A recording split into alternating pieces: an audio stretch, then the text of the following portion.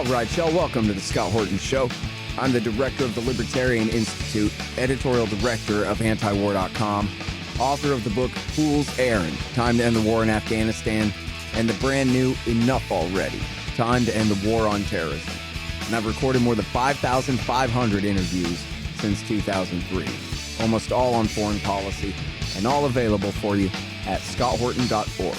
You can sign up for the podcast feed there, and the full interview archive is also available at youtube.com/Scott Horton Show. Okay, guys, on the line, I've got Max Blumenthal again here, of course, runs The Gray Zone, thegrayzone.com, and he wrote Goliath and the 51-Day War, and as I always tell you and recommend, he co-produced the documentary Killing Gaza about the 2014 war there with Dan Cohen, and it's free now on Vimeo and YouTube.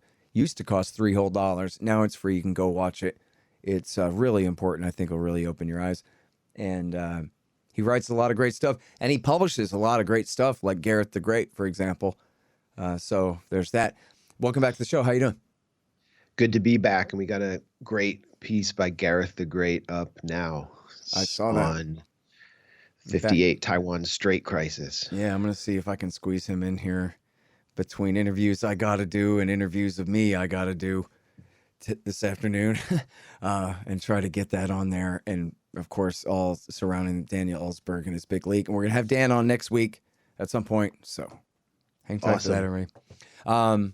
So, listen, let's talk about this thing that you wrote. To distract from Gaza slaughter, Israel lobby manufactures anti-Semitism freakout. Yeah, but there's some footage of some things where people were attacked, and the reports are that anti-Semitic actions of some type or another are up by large percentages. No? I don't see any evidence of either claim based on a really close examination of the key incidents and of the data that is being used to claim this giant uptick in anti-Semitic activity. Yeah. You know, what the hell? I'm not going to play devil's advocate. It's all a bunch of BS. And anybody with a critical eye watching TV news, it's just absolutely laughable, the propaganda of, oh, the Israelis have to hide in their bomb shelters. They're in such danger when they are not in danger. And they never show you the other side at all. These people being bombed to smithereens. And then, oh, but imagine, and then they run commercials too during the breaks. Please give to the fund and donate to the poor Israelis who have to hide in the basement from the attacks from the Hamas terrorist rockets, and just leaving you with the impression at all that these people are in danger and are being aggressed against, and that apparently no one will help them. We need you to donate today in order to help to try to keep them safe, Max. We have to donate today. We have to, I mean, there's a huge fundraising component to this whole thing, especially from the ADL, which is one of the ultimate race hustling organizations in U.S. history, stirring up the specter of the hatred of Jews across the world to generate this gigantic empire that is not just a civil rights organization, that is also partnering with Silicon Valley to institute social media censorship, that propagandizes American police officers by bringing them on free trips to Israel to learn to treat the civilian population of the U.S. like suicide terrorists. They are a private surveillance firm that spies on Palestine solidarity activists the same way they spied on activists opposing South African apartheid in the 1980s. And this is the organization that's leading this, or is really responsible for generating this narrative of an uptick in anti-Semitism.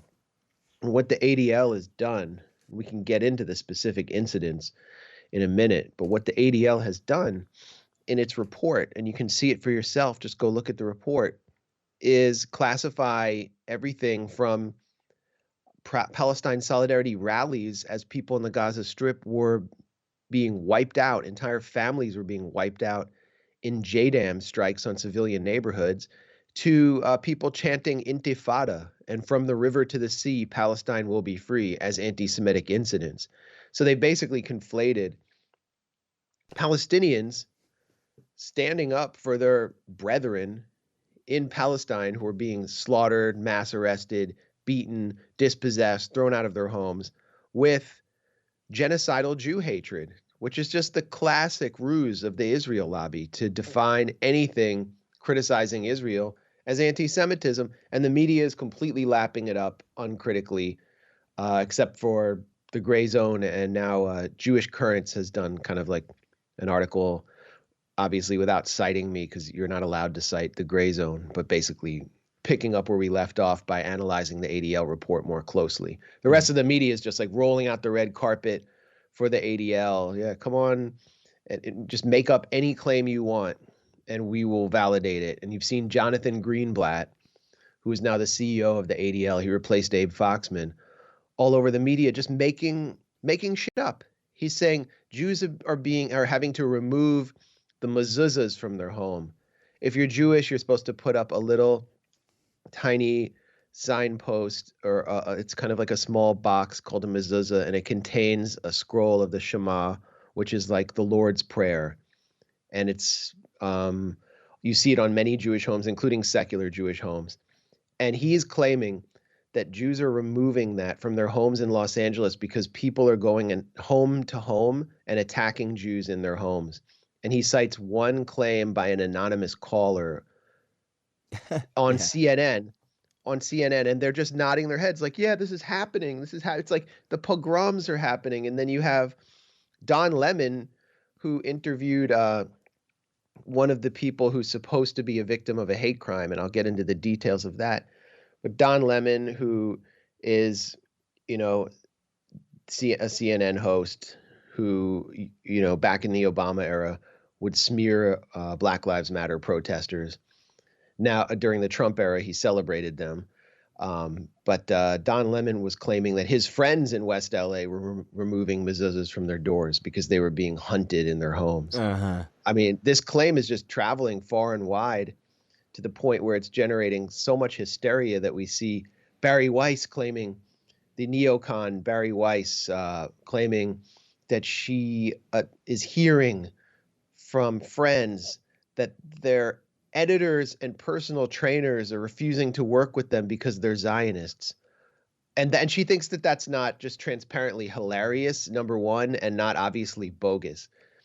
And after she was mocked, she said this on Twitter, then she said, look at the replies. People are happy that Americans are boycotting Jews. But in the previous tweet, she said Zionists. So she's there conflating Judaism with Zionism. The funny part of it is like, how are the people who can afford personal trainers and who have editors the victims here?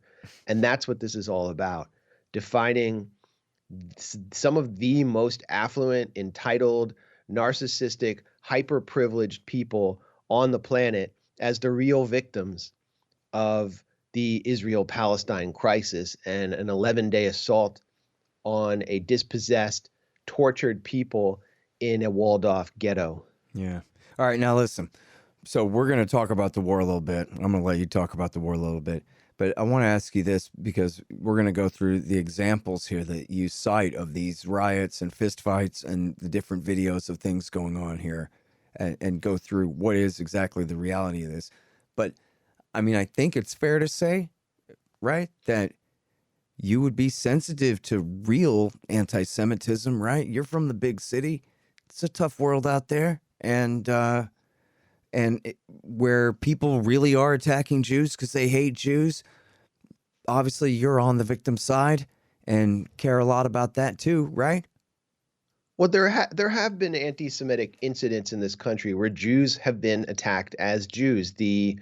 A mass killing of Jews in a synagogue in Pittsburgh in, was it 2017 or 2018, by a neo-Nazi. That was an anti-Jewish attack. But for the most part, Jews in the United States are living in a golden age. We are living in unprecedented privilege and protection with opportunities we could have never dreamed of when my family was living in Eastern Europe. My name is Max Blumenthal. I mean, I'm sure that everyone who's listening to this knows that I'm Jewish. I don't have to introduce myself as such. I've been all over this country. I've been to like, every hen house and outhouse and flop house in this country. I think there's only two states I haven't been to. One of them is Hawaii. I've traveled across the country by car like 3 or 4 times, and then all the speaking tours I've done. I've been very much an intimate guest in the Muslim community as well, to in mosques to speak about Palestine. And I just have never encountered this kind of wave of anti-Semitism that anyone's speaking about. I've been all over the red states too. I never hide the fact that I'm Jewish. I grew up in a black neighborhood. The ADL's always saying black people are anti-Semitic. Nobody cared that I was Jewish. It just wasn't a thing. And so it seems so dissonant to me and to so many other Jews who grew up in this similar context. Now, I can see ultra-Orthodox people experiencing more anti-Semitism. They tend to be targeted even inside New York. It's partly because they're just othered, for lack of a better term, and they are completely cloistered, don't interact with other communities, and they are so visibly Jewish that they tend to get harassed more. I would never deny that. But here, when we're talking about this current wave of anti-Semitism, what's being said is that Palestinians, primarily young Arabs, are going out in mobs and looking for Jews to attack as Jews. And you examine those incidents and you look at the video and you look at the context around it, the witness testimony, and I've gathered additional witness testimony. And it just doesn't add up. What's happening here is a political dispute. And in many cases, the people on the other side who are pro-Israel, who usually happen to be Jewish but aren't in every case, are instigating the violence or provoking the demonstrators because they're so upset and incensed and disgusted by the sight of a Palestinian flag in Midtown New York. Now, can we start with the one where somebody threw some kind of firework or firebomb toward Jewish diamond dealers last week? Is that right? I mean, it was in the Diamond District, but it just happened to be in the Diamond District because that's where the march route was. So it's not like hundreds of Palestinians got together and said, let's go there to the Diamond District because that's where the Jews are. And then, so what was the situation with the firebomb? Can you explain that? Do you know what happened? Yeah, I don't know about a firebomb. It sounds like there were fireworks. I bottle misspoke. rockets. It really did look like maybe a pretty big Roman candle kind of thing or something. Yeah, I mean, first of all, like there's no question that there were some knuckleheads and just very angry young men going out to vent their anger at what they're seeing, with in some cases their own extended families being killed or assaulted.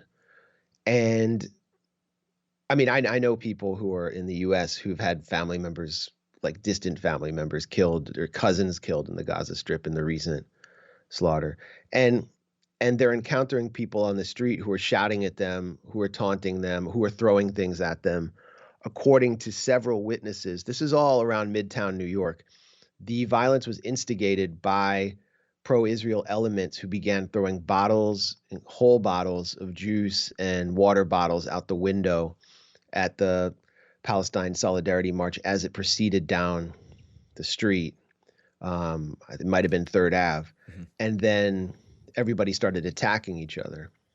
And so that was the same incident with the firework? I can't say. What I can say is that in video that I examined, and according to witness testimony, in every incident was preceded by some provocation. So there's one video that I didn't write about that shows a bunch of young, ostensibly Palestinian men screaming at diners, and one guy spits on another guy, and you can see there's no video preceding that to show what precipitated it, but there's a really heavy set white guy shouting at them, calling them cunts, who obviously had shouted something at them. It wasn't as though, and the guy may not have been Jewish, and there was no way to tell if these diners were Jewish. Obviously, something precipitated that, where these guys were just simply marching down the street with Palestinian flags. And in New York, you have marches all the time. It could have been like a union march or something like that, but it didn't. There's no way to offend people more strongly. I don't know if you remember going out and protesting the Iraq War, but I remember being, I was there, man. heckled, assaulted by passersby in Westwood in LA when we protested at the federal building. Outside the Oscars, right-wingers were throwing stuff at us, harassing us, taunting us. It's the same thing in New York, and that's really what precipitated these incidents.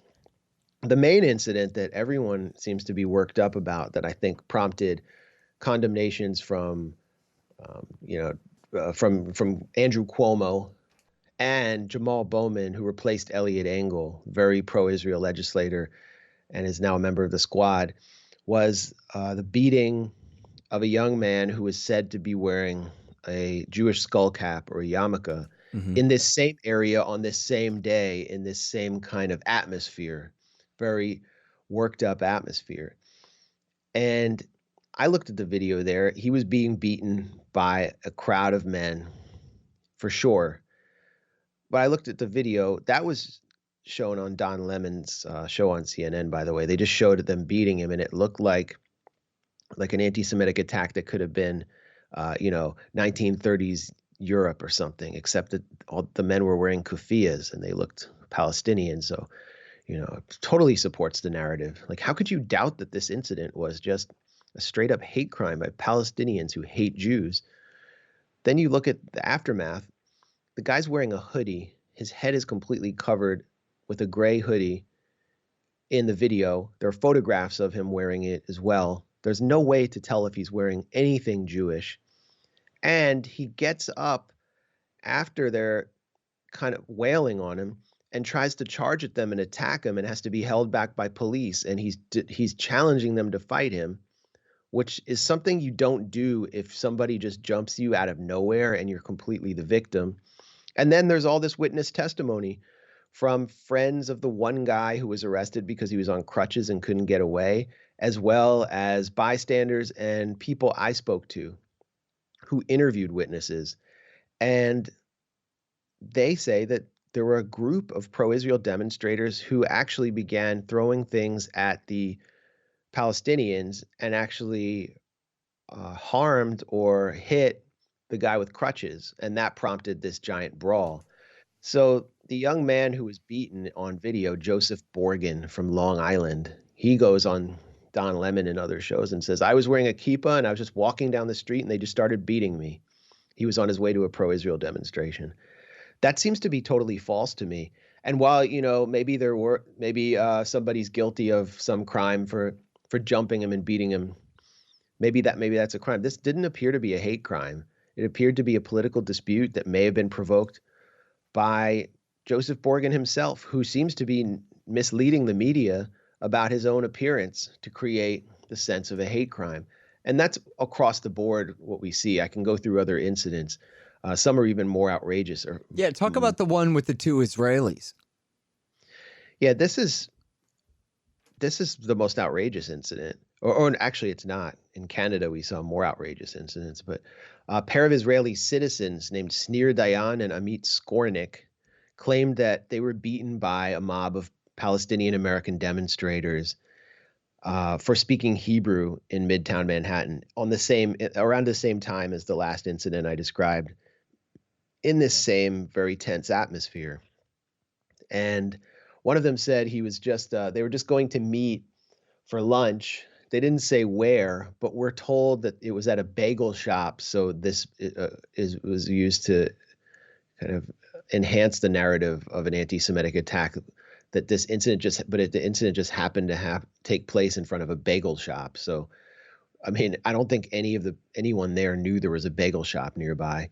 But anyway, one of them said that he put a little Israeli flag on his motorcycle to protest as a quiet protest, but then he took it off, wrapped it around his fist, and the video shows him and his friend actually assaulting the Palestinian demonstrators, initiating violence, punching them, but they go on Fox News and local media claiming that they were assaulted, that they were the victims, and they were attacked just for speaking Hebrew. Once again, the video shows Sneer Dayan throwing the first punch. I went on their Facebook pages. It shows that both men are experts in mixed martial arts.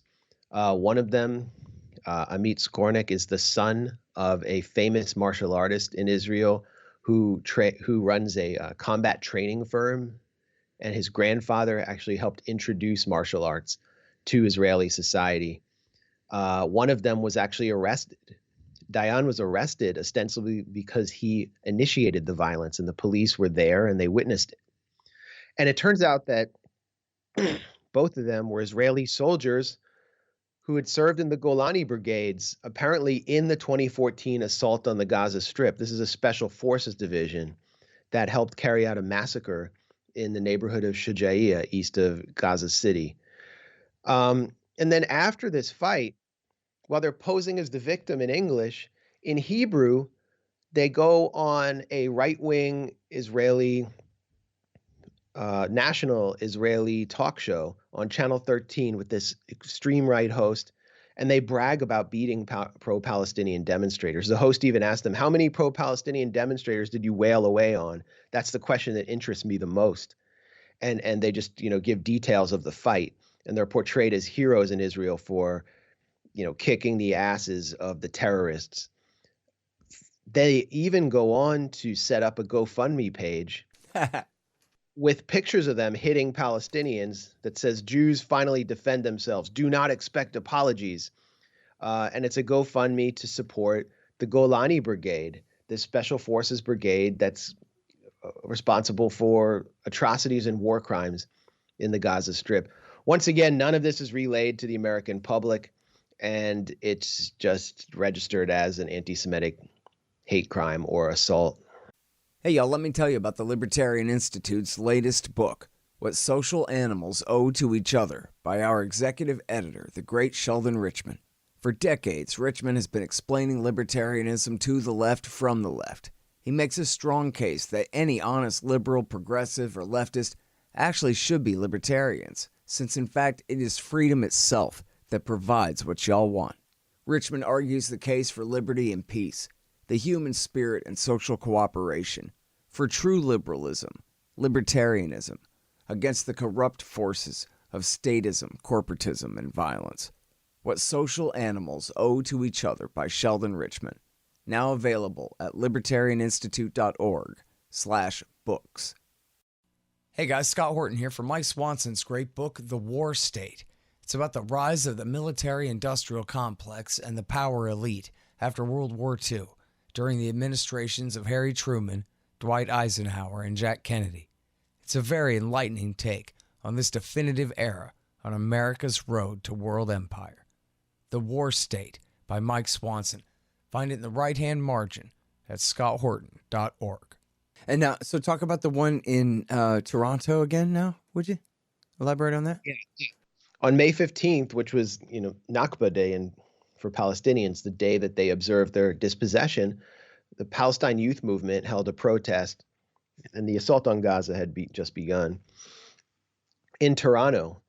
And video surfaced or started to filter out into social media showing several members of this Palestine solidarity group with kufiyas on and, signs, pro-Palestine signs, beating an older man, a gray-haired man with a stick.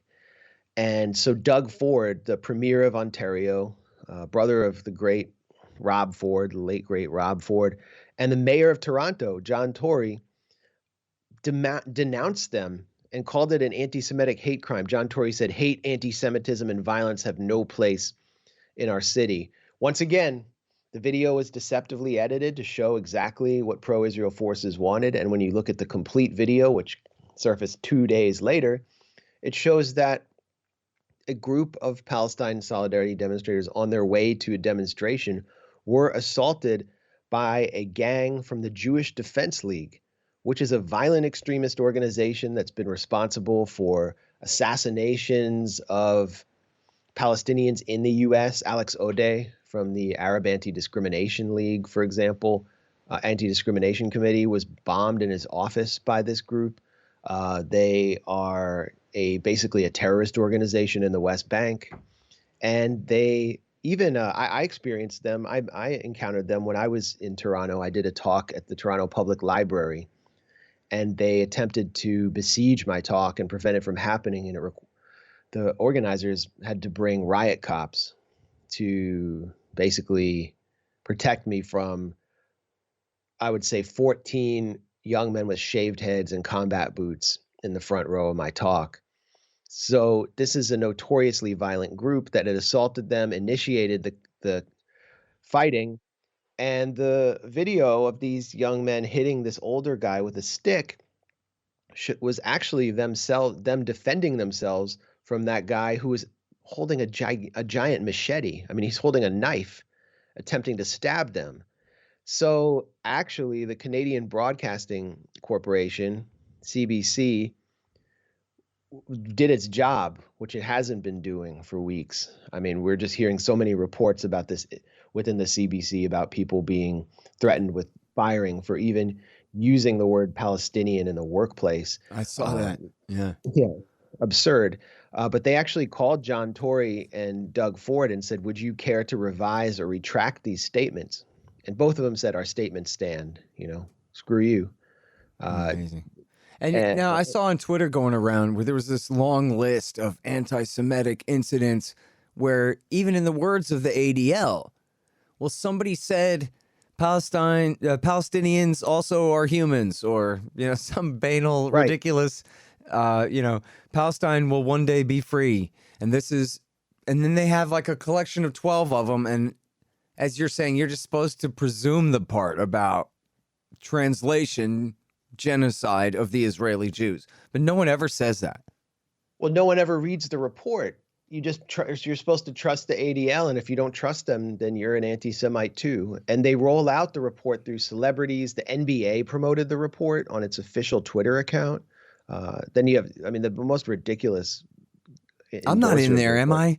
I gave a speech about this the other day, and a lady in the audience got mad, and the first thing she did was go on Twitter and tag everybody on the right in the world she could think of and lie and accuse me of issuing the blood libel and threatening her and terrifying her and all of this stuff, which I'm not crime victim. I thought it was kind of funny more than anything, but I hope I'm not on the ADL's list now, for God's sake, over that. That would certainly qualify as an incident. And the ADL doesn't attempt to verify the incidents. So if that lady called the local ADL chapter in Austin, they would just say, okay, that's an incident. They wouldn't call you up. They wouldn't ask witnesses.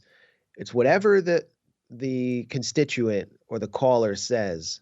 Mm-hmm. That's why I tweeted video as this was kind of the narrative was being formed of this documentary Defamation. I know, I saw that, and I'm so glad that you did that. And in fact, I think you even had it queued up to the best part too, where he's at ADL headquarters trying to talk to Abe Foxman and figure out what the hell's going on around here.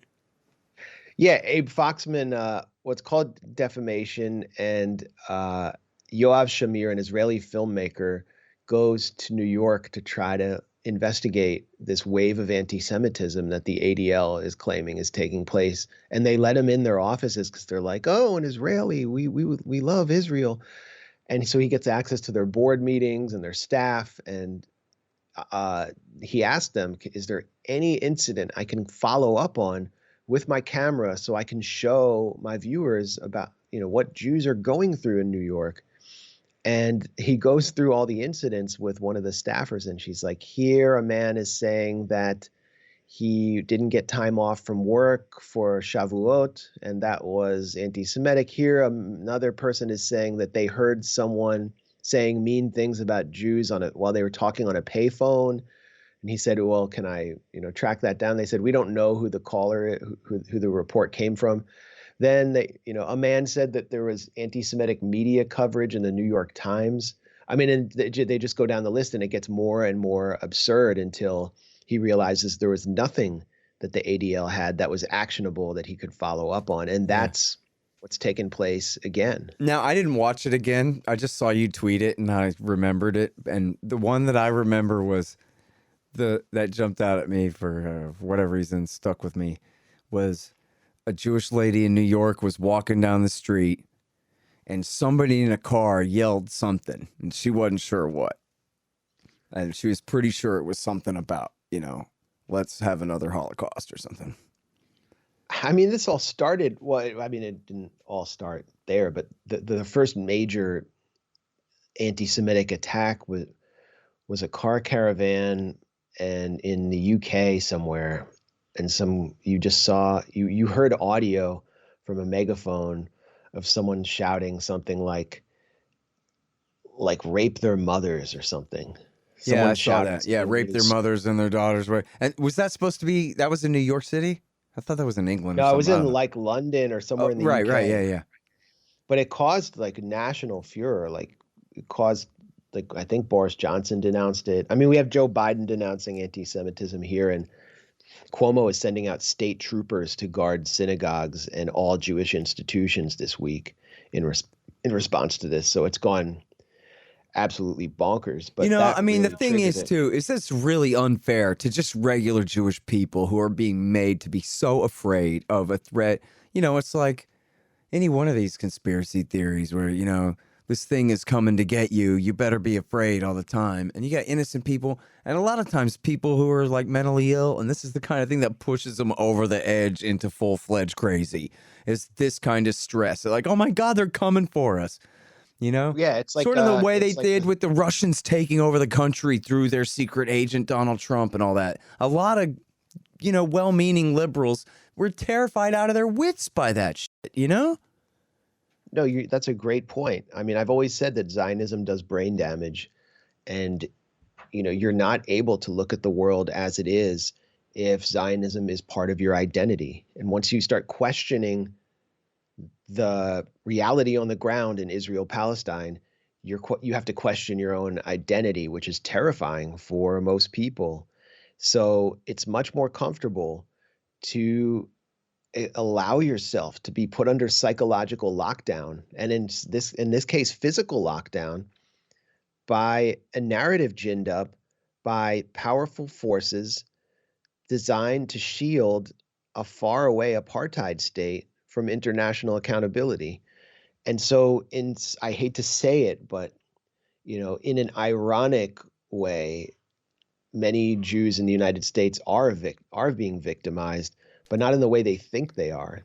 They're being turned into self-made victims who are frightened of their neighbors and frightened of other people. They're being turned xenophobic and racist, and they're making common cause with people who and forces that are not actually their friends. Look at what's happening in the UK. Tommy Robinson, one of the biggest xenophobes and a literal neo-fascist, shows up to a pro-Israel rally, and he's welcomed like a star. It's like a rock star arrived. Everyone's trying to take a selfie with him. He's the hero. It was so embarrassing to the mainstream pro-Israel groups that planned it that they actually had to denounce him. But the people there have had their brains so hijacked by Zionism that they welcome him as their protector and hero, along with the English Defense League.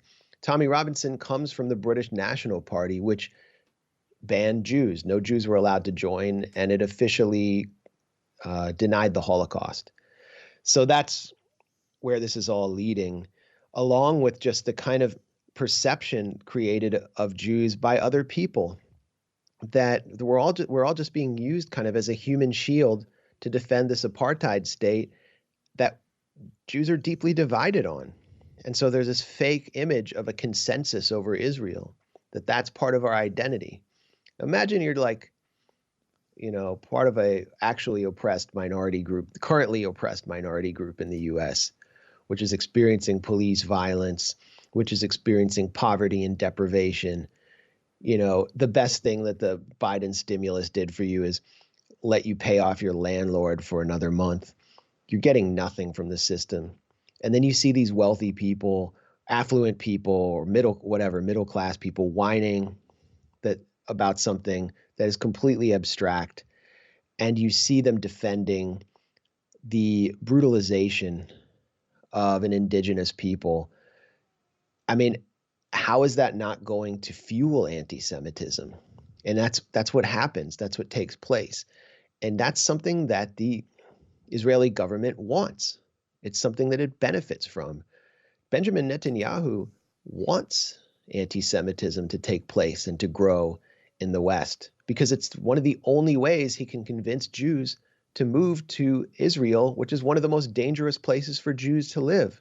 It's why after the attacks on Jews in Paris, which were anti-Semitic attacks on the kosher supermarket in Paris, when Netanyahu showed up there, he didn't say, "I stand with your community" in 2015. He didn't say, "Israel will do everything it can through its embassy and its consular services to support you here." He said, "Come to France, come to Israel. There's no life for you in France. Leave your country." And that's something that previous Israeli prime ministers have done and said as well, going back to Ben-Gurion, who said that Jews should all move to Israel and that he would aim to build small kibbutzim across the Negev desert to accommodate them. And under his watch, the Zionist movement and the Israeli state actually took steps to depopulate Jewish communities in and across the Middle East, specifically the bombing of Jewish community centers in Baghdad, which was carried out by the Zionist underground and blamed on Arab extremists. That helped end the Iraqi Jewish community. It was carried out with the knowledge of the Israeli government. Yeah. And that's all in Sheldon Richman's book, Coming to Palestine, by the way, too. And that really, and when you say the end of the Iraqi Jewish community, you mean the one that had lived there for 3,000 years, right? Yeah, the one that was as the last I read, there were 8 left. There were 80 at the time of Bush's invasion in 2003. But this was 10 years ago now, Max, was the last footnote I could find on it. There were 8 Jews left in Baghdad. Yeah, I mean, they live almost in secret, and there are about 20 in Egypt, which suffered through similar incidents, the Lavon affair. Right. But the Jews in Iraq, they were part of the community that has a direct lineage to, for example, the allegorical story of Jonah, or in Arabic Yunus in Nineveh, Iraq. Jonah and then the whale. That's how deeply connected they were to that civilization. And for those who don't know what the Lavon affair was, David Ben-Gurion recruited Jewish Egyptians as spies to place bombs in theaters and other public areas as a means of blaming the violence on the Muslim Brotherhood and the communists, the two main groups that were enemies of Gamal Abdel Nasser, in order to spark a British intervention that would prevent Nasser from nationalizing the Suez Canal. The spies were caught. All Jews were held collectively responsible and seen as potential Zionist spies. And it was sort of the final blow to the Jewish community of Egypt. And this is something, again, the Zionist movement welcomes. Zionism cannot continue on unless they win the demographic trench battle with Palestinians. That's why, freeing Soviet Jewry was so important, because this brought 1.5 million Jews, many of them with no connection to the Jewish religion, from Russia to Israel. That's why it was such a priority of the Zionist movement. And so creating a specter of anti-Semitism where none exists serves the goals of the contemporary Zionist movement, whether it's to prompt Jews to make what's known as aliyah and emigrate to Israel, or to just simply ensnare them in the Zionist mentality of xenophobia and fear and rallying around the Israeli flag as a pillar of your identity. Right. And think about how sick it is, right? That you have the Zionists and then also, and I'm not being broad brushed with this, I mean the literal, actual white supremacists who agree that, yeah, Jews are always aliens wherever they are and they're not real Americans. The average American, that would be news to them. Who would have thought Yeah. that? Only Yeah, I the mean, worst Zionists and the worst Nazis agree about that. it's a terrible thing, I think, for hardcore Zionists to see how normalized Jews are in American life, how cherished we are, how much a part of the culture we are. And I think it's a reason why we don't have a Jewish American museum, an American Jewish museum in Washington, the museum we deserve for all the contributions we've made to this country. I think we played a defining role in this country. Instead, we have a Holocaust museum about a genocide that occurred not in the United States.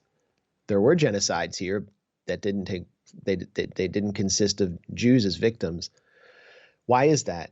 And why is the Holocaust Museum used as a platform for promoting war? Why is Elliot Abrams on the committee of conscience of the Holocaust Museum, along with the who's who of war criminal neocons?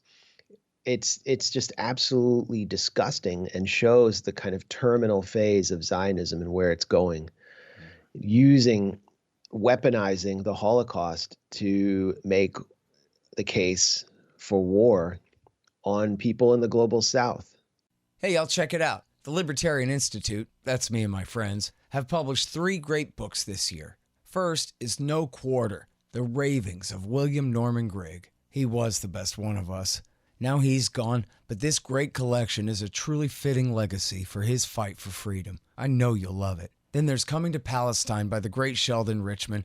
It's a collection of 40 important essays he's written over the years about the truth behind the Israel-Palestine conflict. You'll learn so much and highly value this definitive libertarian take on the dispossession of the Palestinians and the reality of their brutal occupation. And last but not least is the great Ron Paul, The Scott Horton Show Interviews, 2004 through 2019. Interview transcripts of all of my interviews of the good doctor over the years on all the wars, money, taxes, the police state, and more. So how do you like that? Pretty good, right? Find them all at libertarianinstitute.org/books. Hey guys, here's how to support this show. You can donate in various amounts at scotthorton.org/donate. We've got some great kickbacks for you there. Shop Amazon.com by way of my link at scotthorton.org. Leave a good review for the show at iTunes and Stitcher. Tell a friend, I don't know. Oh yeah, and buy my books, Fool's Errand, Time to End the War in Afghanistan, and the great Ron Paul, The Scott Horton Show Interviews 2004 through 2019. And thanks. All right, now here's something that keeps coming up. From the river to the sea, Palestine will be free. Well, that means it won't be Israel anymore. It'll all be Palestine, and then that means that they're going to kill all of the Israeli Jews, and you would be stupid and insane and naive and crazy to think otherwise, and so you're siding with the enemy. Right. Well, that was one of the chants that was cited as an anti-Semitic incident. Yeah. And I chant that at Palestine solidarity rallies. I guess that makes me an anti-Semite. I mean, I've been number 4 and number 8 on the Simon Wiesenthal Foundation of Race Hustlers Well, list. what do you mean by it when you say that? Well, I mean, democratization, because Palestinians are not free anywhere inside historic Palestine. And so Palestinian citizens of Israel are subjected to it's almost like an understatement to call them discriminatory laws. In some cases, they're not even allowed to get permits to renovate their homes because there are Palestinian homes that predated the foundation of the state of Israel.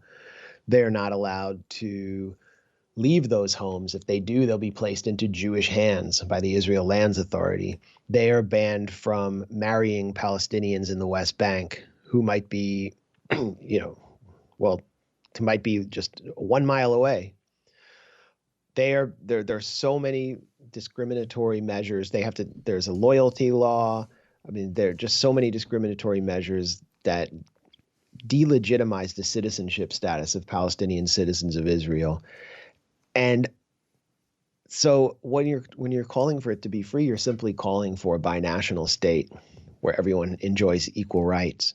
And those who think that chant is an anti-Semitic slur are saying the opposite, that there must be an ethno-supremacist entity, or an entity that defines one ethno-religious group as superior to the other according to the law, in the eyes of the law.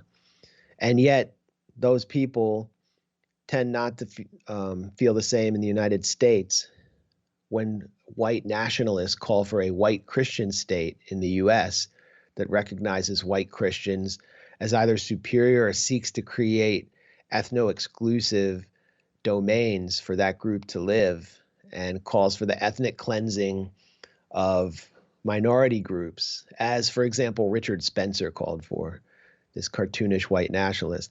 They oppose that with all their heart. I mean, the ADL fights those groups, but that's the project of Zionism. That's the project in apartheid Israel. And so when you're chanting from the river to the sea, Palestine will be free, you have to really stretch your imagination, or your imagination has, been completely warped by Zionist indoctrination. You have to do that to see that chant as a call for Jewish genocide. That's what the ADL does. Mm. Well, so are you being naive about the danger to Israeli Jews if they tore down the wall and just said, fine, everybody between the river and the sea gets full citizenship and nationality, which in Israel, Sheldon Richman always emphasizes this, and this is, as far as he knows, unheard of anywhere in the world, where you do have people inside the so-called 67 borders who are Palestinian Muslims and Christians who are citizens of Israel, but their nationality is Muslim or Christian or nothing, but only Jews can have the true Israeli nationality. And that's right. This weird double standard. And it's on their passport and in their papers, right? Yeah. It used to be on Palestinians or on Arab citizens of Israel's passports. It used to say their religion. Uh-huh. And so, okay, I always bring this up, but it's the most apt kind of comparison, I think.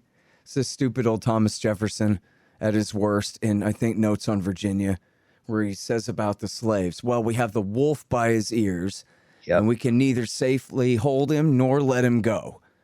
Because, then he's going to bite my face off. But, of course, we're talking about human beings, not wolves, and you got no right to hold them. But I guess the real question, though, is, Max, is there real reason to fear that these Palestinian Muslims and Christians are then going to bite the Israelis' faces off and push them all into the sea and genocide them and destroy them? Or they're going to say, nah, bygones are bygones. Let's all share this binational state with civil rights for all? I mean, these are the questions that I hate getting into. I remember I was doing some talking. Well, that's what people are terrified about, right? So that's really the crux of it, because they'll do anything to prevent that. Well, I would say like that's the mainstream Jewish Israeli mentality that Netanyahu has successfully appealed to. It's at the heart of his appeal, is that if we give 1 inch, they will commit genocide against us. And that mentality has given rise to policies for so many decades that you have a generation of Palestinians, particularly in the Gaza Strip, who have never met a Jewish person who was not in a drone or an F-15 attack jet. They don't see the Star of David unless a Merkava tank or armored personnel carrier enters their neighborhood and starts killing them.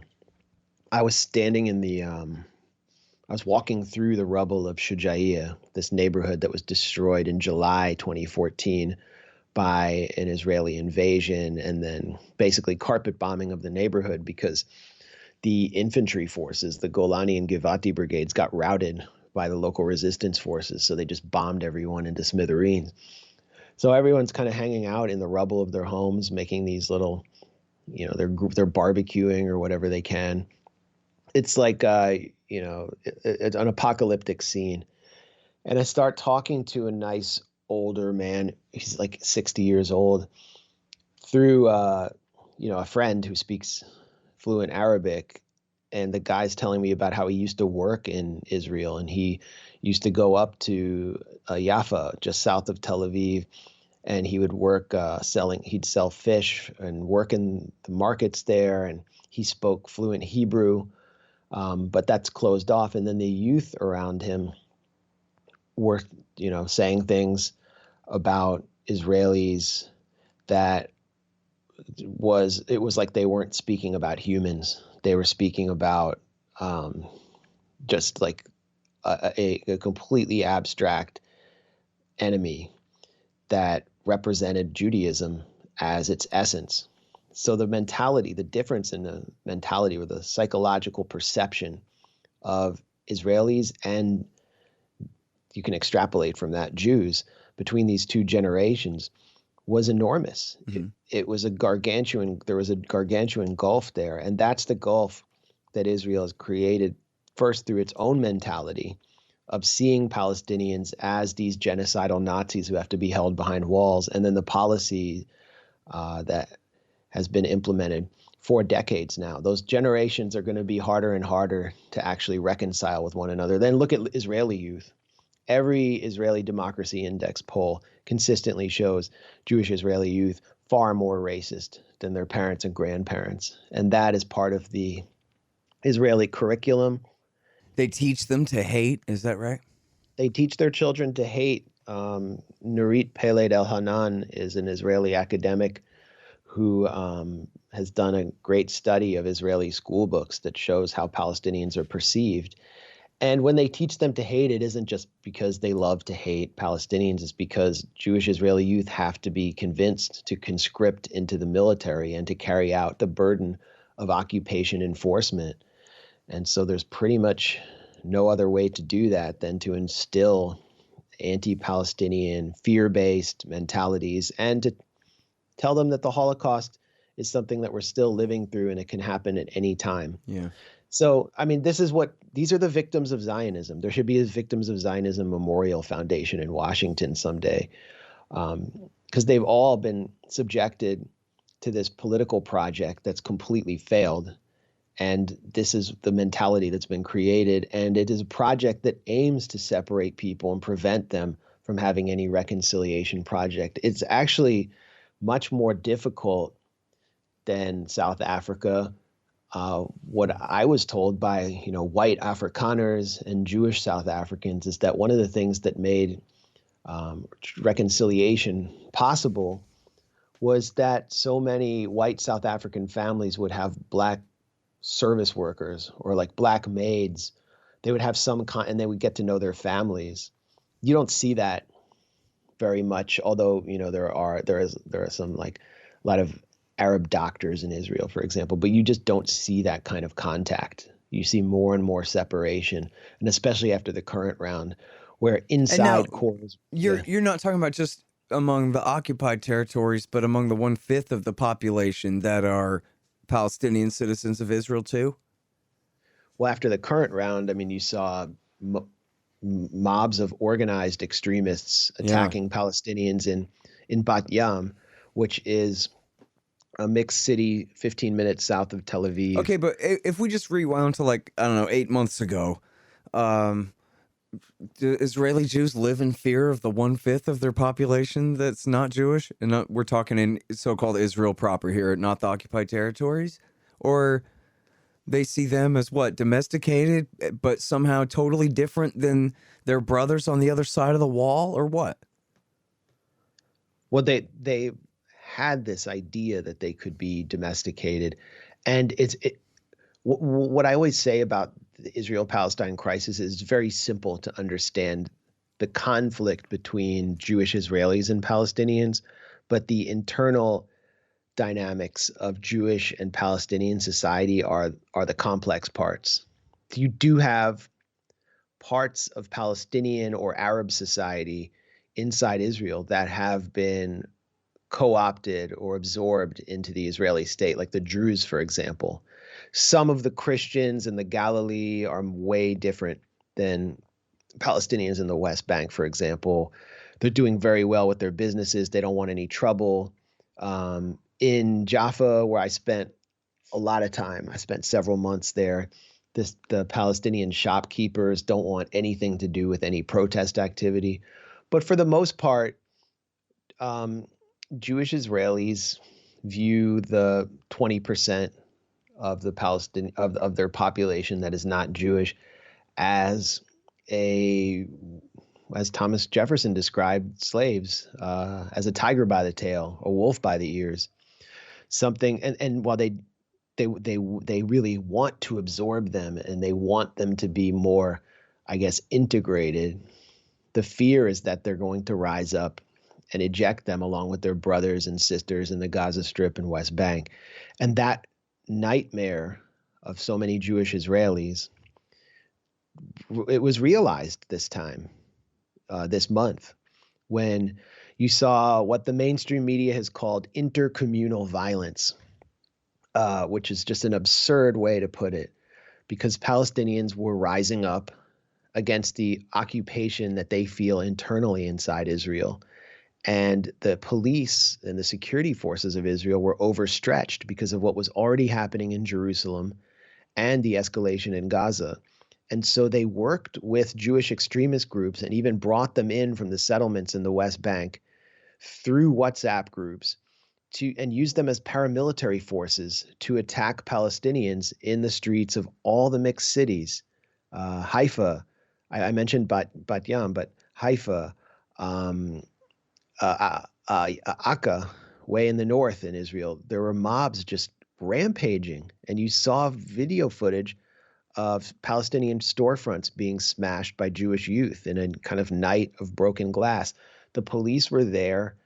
There's copious reporting in alternative Hebrew language media and Israeli media about the role the police played in presiding over this violence or helping to coordinate it. It played a purpose, getting that monster back in the box, getting the wolf back by the ears. And now what we've been seeing for the past 3 or 4 days is hundreds and hundreds of arrests, particularly in Jerusalem, of Palestinian youth at their homes, processing them through the quote unquote justice system to ensure that this never happens again. One guy, during the victory celebrations, Palestinians considered what took place in Gaza a victory.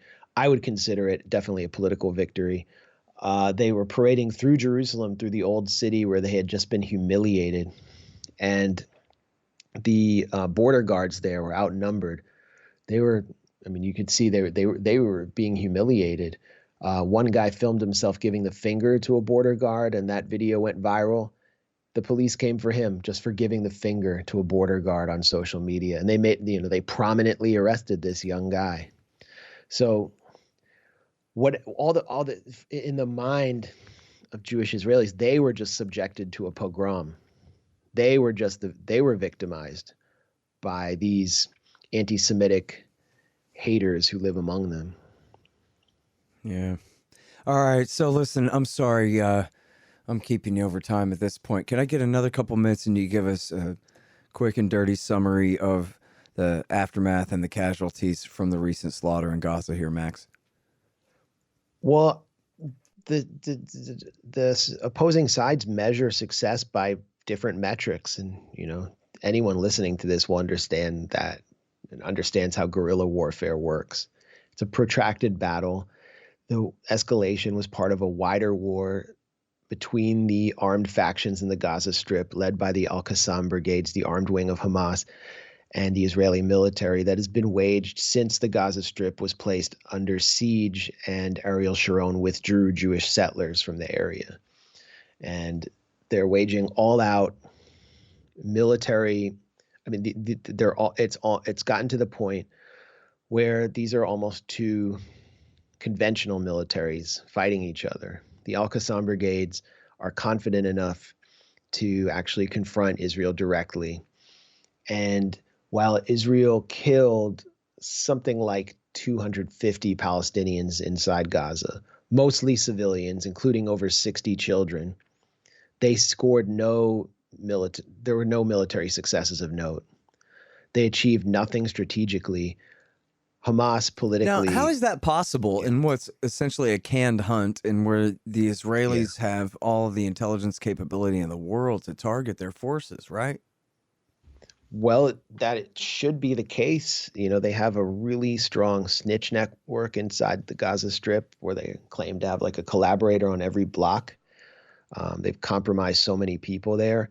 That's how they conduct a lot of targeted assassinations and determine where Hamas leadership is. They have drones overhead that can see everything. Israeli intelligence possesses the entire civil registry of the Gaza Strip, so they know where everyone lives. And yet, their major operation failed, which they had been preparing for years, which was to fake an invasion of the Gaza Strip, which I thought would have been insane because they always get smashed in the face, and these Israeli infantry troops don't actually do anything but like beat up like popcorn salesmen in the West Bank. And for the record, that story broke when we were in the middle of an interview last week, and I said, "Oh, they're saying they're invading," and you said, "Nah, they're not. They're just attacking from the ground, probably calling out artillery." But you called that correctly from the beginning.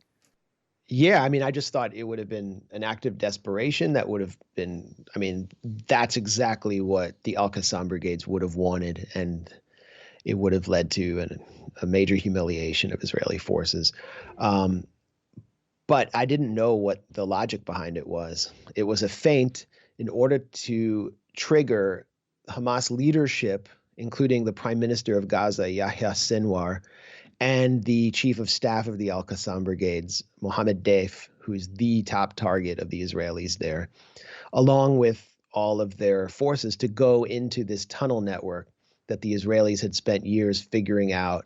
And they believed that the top targets would go into these bunkers around the Al-Shifa hospital in central Gaza City. And so after they faked the invasion, the JDAM 5,000-pound bunker busters came raining down the hospital and all across the Gaza Strip. Over 50 sorties were flown by the Israelis. They bombed the main highway going from north to south in Gaza. They bombed all over Gaza, the Gaza Strip. And at least 50 civilians were killed. 2 families were wiped out, and 0 important targets of Hamas were killed. They did not go into the tunnels because, I mean, look, if it took me, if I, sitting in Washington, D.C., with my knowledge of the Gaza Strip, can figure out that they're not actually taking that step, I think that these guys who've lived there their whole lives, and this prime minister who has spent 24 years in an Israeli prison, I think they can figure out that something's funny as well. So that was it. They failed, and from that point on, the Israelis were just attacking civilian towers. As an Israeli pilot said, he was quoted on Israeli Channel 12 saying, "We attacked those targets because we were just venting our frustration because Hamas kept hitting us and we couldn't stop them from hitting us." And their rocket capacity was unprecedented. It showed the failure of all of the previous wars that Israel waged on Gaza, all the previous assaults, because they were able to hit Tel Aviv with sustained rocket fire throughout an entire night. They hit as far as Netanya, which is north of Tel Aviv. The rockets were, they had evacuated the city of Ashkelon and hit an oil refining facility. There was constant rocket fire, and in some cases it exposed flaws in the Iron Dome system. So the Israelis, being unable to achieve any military, goals in the Gaza Strip, was forced into a unilateral ceasefire. And then everything else that we have talked about for this whole conversation was unfolding as well, where their global support was bottoming out. And these rallies, which we saw in places in the U.S. where there haven't been rallies. I mean, you're talking about speaking at one in Austin. It's no, not mine was in, this was in Pittsburgh, Pennsylvania, actually, a Libertarian Party event. I mean, that's still like remarkable. I have not heard of anything much in Pittsburgh. And like, I heard about rallies in Pensacola, Las Vegas, Kansas City. This is Israel's also waging an information war. To be clear, Max, it was not an event about Palestine. Okay. It was just, that's what I chose to speak about at a Libertarian State Party convention there. Right. Okay. Well, so, we lost Pittsburgh, but the point stands, which is that the political defeat Israel suffered was a serious blow, even though obviously the Gaza Strip suffered enormously in terms of human and infrastructure damage. And the mentality of the two populations is totally different. Palestinians are fighting for their liberation. Israelis are fighting to maintain a first world lifestyle in a settler colonial setting. And so Palestinians can weather losses. I think what the ultimate outcome for the political factions and the armed factions in the Gaza Strip was a confirmation of the correctness of their strategy of military confrontation as a means of liberation. Their alliances that have been consolidated since the end of the Arab Spring with Iran and the overall resistance axis, Hezbollah, Syria, and a rejection of the so-called peace process, the idea that the West might broker some kind of agreement with Palestinians that would allow them to have a decent life without occupation. That is completely over. Also, an end to the strategy of protests at the border of or the frontiers of the Gaza Strip, like the Great March of Return that we witnessed, where so many Palestinians had their legs shot out. They were killed, shot in the heart, shot in the head. Yasser Murtaja, a very renowned Palestinian journalist, was shot in the chest and killed with a press vest on. They're not going to suffer that humiliation again. From now on, it's just straight up military confrontation. We can take the Israelis. And then the final point that registered, I think, was that Hamas can change the reality on the ground in Jerusalem, because this war began, or as we talked about in the last conversation, it began over Jerusalem, over the status of Al-Aqsa, as Israel supported these religious extremists who want to actually destroy the Al-Aqsa compound and replace it with a Jewish temple, and also over the home thefts in the Sheikh Jarrah neighborhood. The war began over that. Hamas fired rockets at Jerusalem as a statement about that. They broke out of Gaza. And so this is a new reality. And Israel has no military means of changing the momentum. And that's, if Israel has no military means, they don't really have any other weapons at their disposal, because they've also lost the battle for public opinion. And as we can see in Washington, the momentum is fading. Well, Max, I never have really studied the IDF's order of battle. I guess I should look into this, but they must have vast armored divisions that they just have not used, right? The kinds of military strength that they would deploy in the event of another war with Egypt, for example, is they don't use that against the Palestinians. What they do, far be it from me to call it measured or limited or anything like that, but sort of the same thing with Hezbollah in 2006, where if they'd given it their all, then it would have been a different story. But as it was, Hezbollah was able to hand their ass to them with what they were willing to deploy at the time, which was only, I don't know what percent of their actual strength. Am I wrong about that? There should be a competition for the most useless weapons platform between the F-35 and the Merkava tank, because I can't think of any good use for the Merkava tank. They barely were able to make it. The Israeli tank battalions were barely able to make it into southern Lebanon before they had to go into full retreat and blanket the area with missiles and artillery fire. They were it was a turkey shoot. And the reason is that these tanks, as well made as they might be, we all know they have a soft underbelly, but they're very well made tanks. Their cannons are great. It's one of the few platforms actually the U.S. allows Israel to make, because we insist that they buy our F-15s.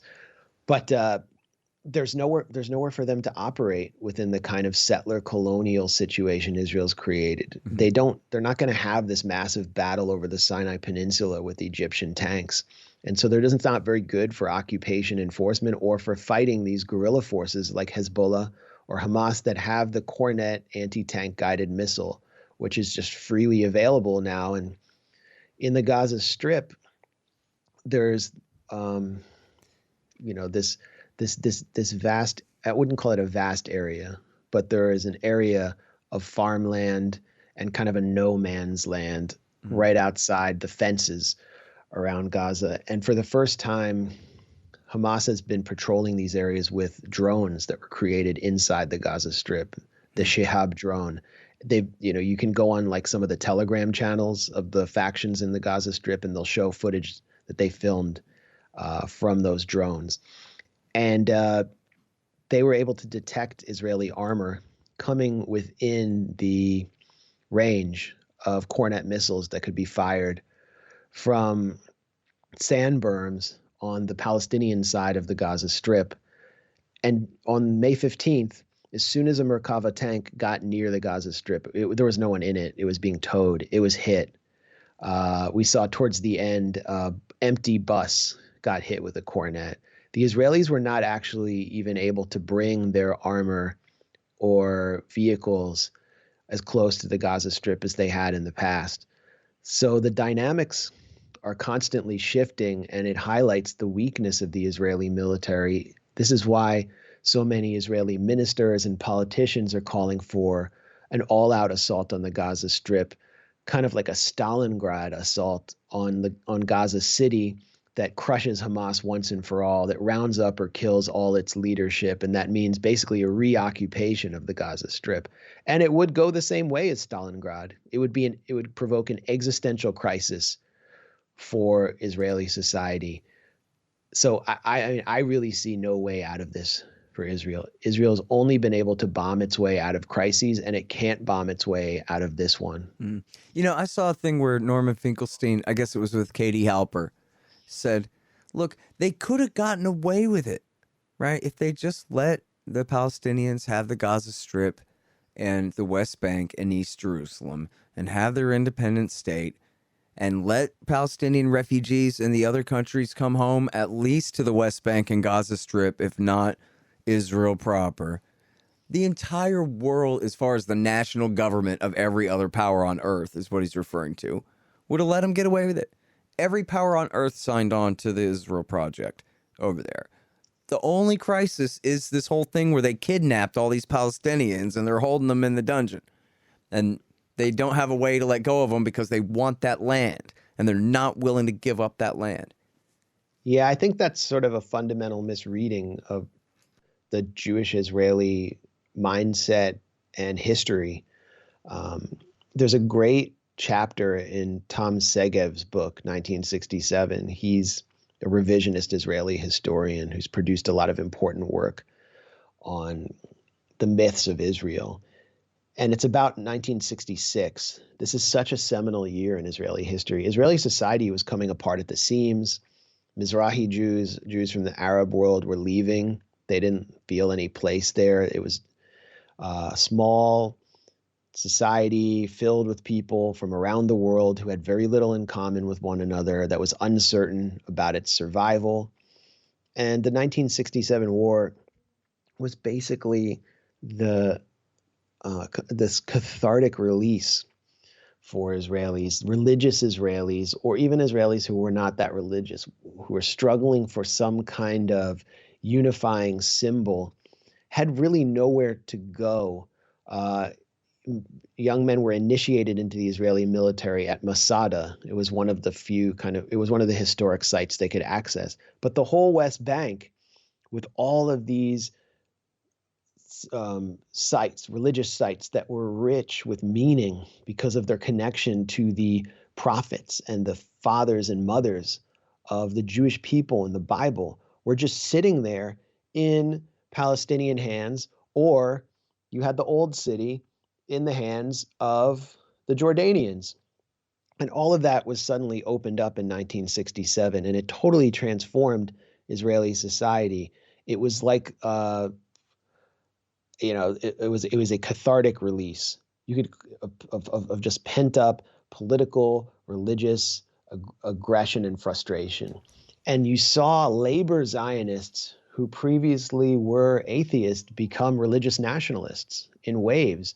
The access to Hebron was so seminal. That's where Abraham and Sarah were from. I mean, you you see like what a wretched apartheid hell it is now. And that's because they're protecting these little springs where Abraham was said to bathe. And that was so meaningful for Israeli society. Meanwhile, the minds of the military intelligence apparatus believed that if Palestinians were to enjoy any autonomy in core cities in the West Bank, that the desire for autonomy would spread to Palestinian areas in what was Israel. Moshe Dayan said that explicitly. He said, if we give them Nablus, the next thing they're going to ask for is Haifa and Jaffa.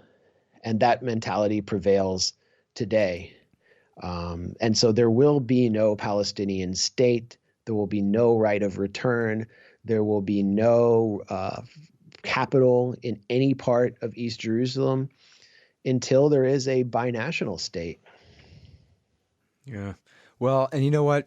We're just going to have to make that the subject of another interview right there.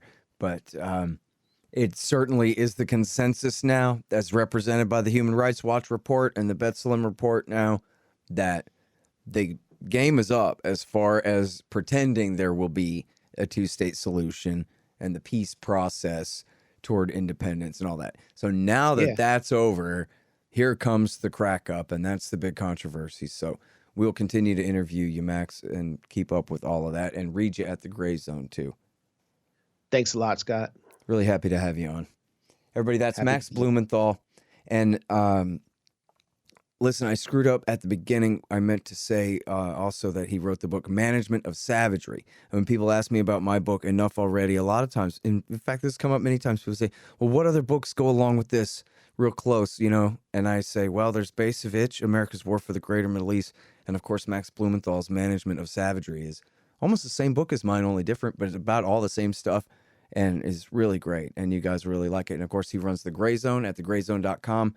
And Killing Gaza is the documentary from the 2014 war. You got to see that. Okay, do me a favor, go watch that. And then Goliath is his Goliath of a book about the state of Israel and the 51-day war is the book he wrote about that 2014 war too. And I think that's all I got to say about that. Thanks, you guys.